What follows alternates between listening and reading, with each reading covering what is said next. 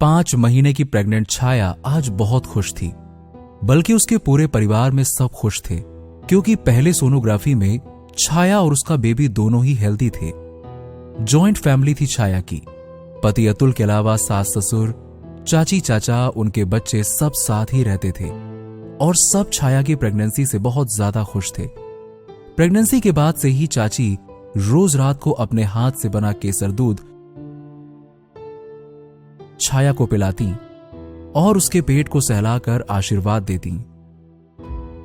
कुछ दिनों बाद सूर्य ग्रहण लगने वाला था और छाया की मां ने छाया को फोन पर सावधानी बरतने को कहा। छाया बेटा, सूर्य ग्रहण के वक्त गलती से भी घर से बाहर नहीं निकलना, ना ही ग्रहण की परछाई तेरे ऊपर पड़नी चाहिए, क्योंकि ग्रहण गर्भवती महिलाओं के लिए बहुत बुरी होती है। इसमें जादू टोने और बहुत बुरी शक्तियाँ समाहित होती है। भगवान न करे कोई अपशकुन हो जाए। ठीक है माँ, मैं ध्यान रखूंगी। सूर्य ग्रहण के दिन सुबह सुबह जैसे ही ग्रहण लगा, छाया की चाची उसके कमरे में आई और उसके पेट पर कोई लेप लगाते हुए बोली कि ये बच्चे की हिफाजत के लिए है। लेप लगाने के बाद उन्होंने छाया के पेट पर एक काला धागा बांध दिया और साथ ही कुछ बुदबुदा कर फूंक मारकर चली गईं। छाया का 6वां महीना लग गया और छाया अपनी सास और पति अतुल के साथ डॉक्टर के पास गई। सारे चेकअप करने के बाद डॉक्टर के चेहरे पर थोड़ी सी फिक्र नजर आ रही थी। छाया की सास ने पूछा, क्या बात है डॉक्टरनी जी, सब ठीक तो है ना? हमारी बहू और हमारा आने वाला बच्चा ठीक तो है ना? डॉक्टर ने कहा कि पहले सोनोग्राफी करवानी पड़ेगी, उसके बाद ही वो कुछ बता पाएंगी। परेशान सी सास ने अतुल से कहा, बेटा, मुझे बड़ी चिंता हो रही है। आखिर डॉक्टरनी ने क्यों कहा कि पहले सोनोग्राफी होगी, फिर वो कुछ कहेंगे? कहीं कुछ बात तो नहीं? अरे माँ, तुम भी ना क्या परेशान हो रही हो? अरे होगी कोई छोटी मोटी बात। अरे वैसे भी सोनोग्राफी तो करवाना ही था, तो चलो करवा लेते हैं, इसमें क्या टेंशन की बात है? छाया अपने सास और पति के साथ सोनोग्राफी के लिए चली गई। सोनोग्राफी के वक्त उसने पूछा, सब ठीक है ना? मेरा बच्चा तो ठीक है ना? कोई दिक्कत की बात तो नहीं है? बच्चा? तुम प्रेग्नेंट हो? जी, ये मेरे डॉक्टर के पेपर हैं। मेरी 6 महीने की प्रेगनेंसी है। लेकिन तुम्हारी सोनोग्राफी में बच्चे जैसा तो कुछ नहीं है। इससे पहले तुमने कहाँ सोनोग्राफी करवाया था? छाया की हालत ऐसी नहीं थी कि वो कुछ कह पाती या सुन पाती। वो बिना कुछ बोले केबिन से लगभग भागती हुई निकल गई। छाया, छाया क्या हुआ? कहाँ भाग रही हो? वो डॉक्टर कुछ अजीब सी बातें कर रहे हैं, मुझे कुछ ठीक नहीं लग रहा है। अतुल सीधा सोनोग्राफी वाले रूम में चला गया जहां डॉक्टर छाया की रिपोर्ट बना रहे थे और उसने पूछा, डॉक्टर साहब, मेरी पत्नी इस तरह भागते हुए क्यों गई? यहाँ सब ठीक तो है ना? डॉक्टर ने अतुल के हाथ में रिपोर्ट देते हुए कहा, जाके अपने डॉक्टर से बात करो। अतुल चुपचाप केबिन से बाहर निकला और छाया और अपनी मां को लेकर सीधा छाया की डॉक्टर के पास चला गया। डॉक्टर ने जैसे ही वो रिपोर्ट देखी, डॉक्टर की आंखें फटी की फटी रह गईं, क्योंकि डॉक्टर को यकीन नहीं हो रहा था कि ऐसा कुछ हो सकता है। सास ने जब पूछा कि क्या बात है, तब डॉक्टर ने बताया कि छाया तो प्रेग्नेंट है ही नहीं, मतलब उस रिपोर्ट में बच्चा कहीं भी दिखाई ही नहीं दे रहा, जबकि ऐसा होना नहीं चाहिए था, क्योंकि छाया के पहले सोनोग्राफी के रिपोर्ट में बच्चा हेल्दी था और साफ दिख रहा था, तो 6 महीने का बच्चा कहां जा सकता था? ये सब सुनकर छाया की रो रो कर हालत खराब थी। डॉक्टर ने कहा कि हमें कुछ टेस्ट करवाना होगा और अगर टेस्ट से कुछ नहीं होता तो हमें अबॉर्शन करवाना होगा। वो लोग जैसे ही घर आए सब पूछने लगे कि आखिर हुआ क्या। अतुल ने सारी बातें विस्तार से बताईं, लेकिन किसी को यकीन ही नहीं हुआ। घर पर छाया की चचेरी ननद आई हुई थी। उसने जब ये सुना तो वो छाया के गले लगकर रोती हुई बोली, फिक्र मत करो छाया, मेरा देखो, मेरी शादी को 10 साल होने वाले हैं। मुझे अब तक माँ बनने का सुख नहीं मिला है। इतना कहकर वो तिरछी नजरों से अपनी माँ की तरफ देखने लगी और उसकी माँ धीमे धीमे मुस्कुरा रही थी। उसी रात छाया को ऐसा लगा जैसे कोई उसके पेट पर हाथ फेर रहा है और उसे तेज दर्द हो रहा है।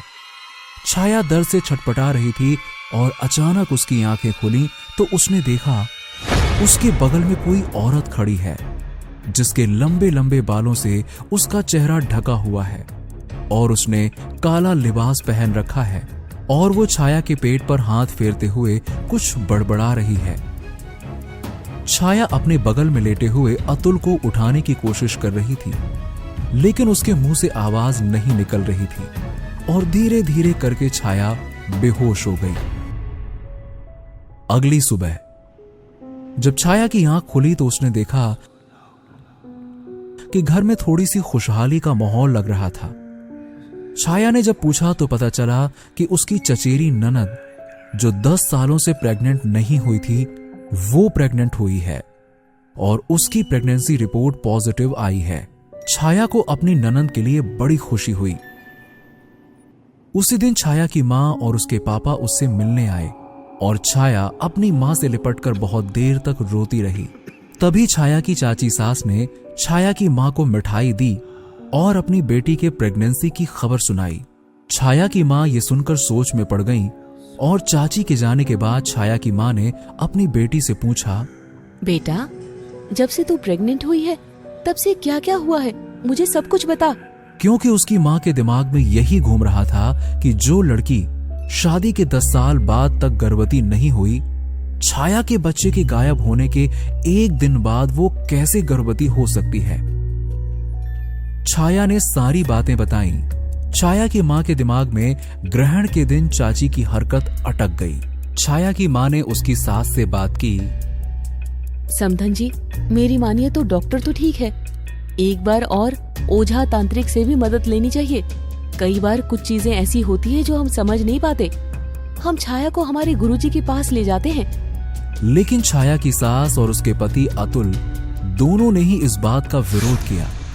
लेकिन छाया ने अपना बच्चा खोया था और वो हर वो चीज करने को तैयार थी जो एक माँ अपने बच्चे के लिए करती है। छाया ने चुपके से रात में अपनी माँ को फोन किया और बोली, माँ, आप गुरुजी के बारे में बात कर रही थी। बेटा, गुरुजी हमारे घर की सारी चीजें करते हैं, एक बार मेरी मान तो तू, उनसे मिल ले। छाया ने घड़ी में समय देखा तो रात के 10 बज रहे थे। छाया बोली, माँ, मैं अभी आ रही हूँ। मैं आधे घंटे में आपसे गुरुजी के आश्रम के बाहर मिलती हूँ, आप ही वहीं आइए। अकेली रात में छाया चुपचाप अपने घर से बाहर निकल गई। छाया की माँ ने पहले ही गुरुजी से बात कर ली थी और जल्द ही छाया और उसकी माँ को गुरुजी के कक्ष में पहुंचा दिया गया, जहां छाया को देखते ही गुरुजी बोले, अपशगुन, इस लड़की के गर्भ पर अपशगुन का फेरा है जो तंत्र के माध्यम से होता है। ये सुनकर छाया हाथ जोड़कर बोली, कुछ कीजिए गुरुजी, कुछ कीजिए, मेरे बच्चे को बचाइए, कल मेरा अबॉर्शन करवाने वाले हैं।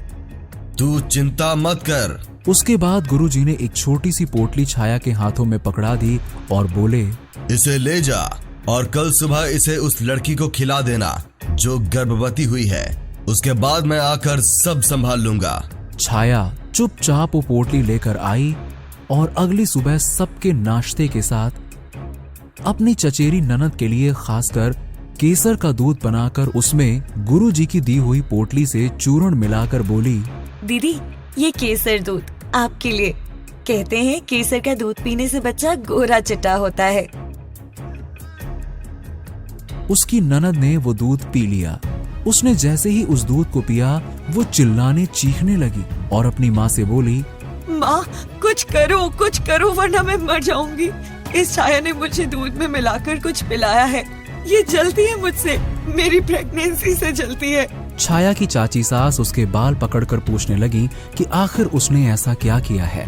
तभी छाया की माँ गुरुजी को लेकर उसके घर में दाखिल हुई और गुरुजी मंत्र पढ़ते हुए उसके ऊपर कुछ छिड़कने लगी। छाया की चचेरी ननद बेहोश होकर गिर गई और उसके पूरे शरीर से सफेद धुआं सा निकलने लगा और वो धुआं निकलकर छाया के भीतर समाने लगा और कुछ ही देर बाद वो पूरा धुआं छाया के भीतर समा गया और वहां सब कुछ शांत हो गया। किसी के समझ में नहीं आया कि आखिरकार ये हुआ क्या। गुरुजी ने अतुल से कहा, ले जा अपनी पत्नी को और फिर से डॉक्टर की जांच करवा।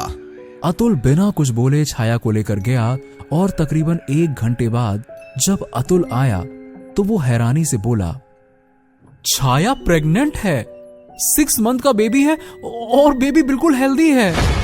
ये सब सुनकर सब हैरान रह गए और छाया की चाची सास इधर उधर नजरें छुपाने लगी और छाया की सास बोली, ये सब क्या था? गुरुजी बोले, ये सब कुछ अपशगुन तंत्र था जो तेरी इस जेठानी ने किया था। सगी बेटी मां नहीं बन पा रही थी, इसने तंत्र की मदद से तेरी बहू का कोख चुराकर अपनी बेटी के भीतर डाल दिया, जिससे तेरी 6 महीने की गर्भवती बहू के गर्भ से बच्चा गायब हो गया और उसकी बेटी गर्भवती हो गई। ये सब सुनकर सब नफरत से चाची की तरफ देखने लगे।